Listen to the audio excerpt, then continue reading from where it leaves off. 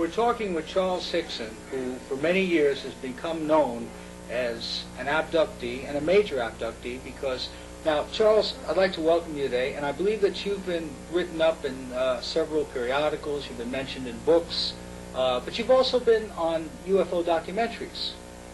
Yes, I've been on documentaries, and I've been on most of the national TV shows over the past years, in many magazines, articles, and newspapers throughout the country and the world.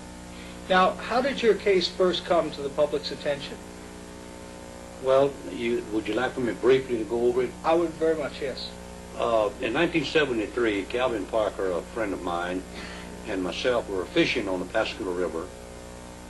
We were fishing out into the river from an old pier, and it had begun to get late in the evening, almost dark, and I heard some kind of hissing or hissing sound, I suppose, behind me. It sounded like maybe air or steam one escaping from a pipe, and as I raised up to my feet and turned and looked, it was some kind of craft had come down the ground, probably about 2 feet from the ground, and up toward the end it was focused for me. There were two blue or pulsating lights, and almost immediately there was a door just seemed to appear there, probably a sliding door, and there was a very bright light that came out, glowed outside of the craft toward us, and about that time there were three things, I say things, I know now they were robots, come into that doorway and seemed to just glide or float out to where we were.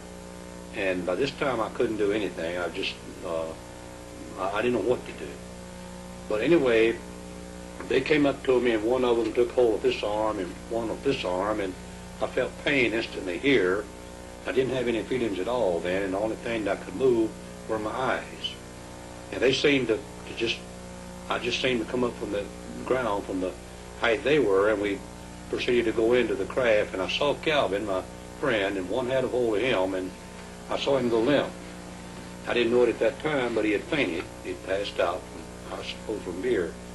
But anyway, we went to about the middle of the room with the compartment. It appeared to be round.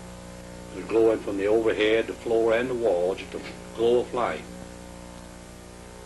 And as when they took hold of me, I seemed to come up from the ground about the height that they were, and we seemed to go into the craft, into the light into the craft. And about this time I saw Calvin, and one had taken hold of him, and he seemed to just go limp. I found out later that he had passed out. He had fainted, I suppose from the fear, I don't know. Anyway, as we went inside of the room, they seemed to stop right in the middle of the compartment, and I could move my eyes, the only thing I could move, and I could tell that they had left me just suspended there. And in the wall directly in front of me is something that just came out from the light into the wall, probably this big around, and it moved up to in front of my face and stayed there for a few minutes. Then it moved downward, and I suppose it went under me, because the next time I saw it, it was coming over my head. It moved back in front of me again, remained there a while, and then it went back into the roof, the light, into the wall, and disappeared. I didn't see any attachment to it. I suppose there could have been one, but I didn't see one. But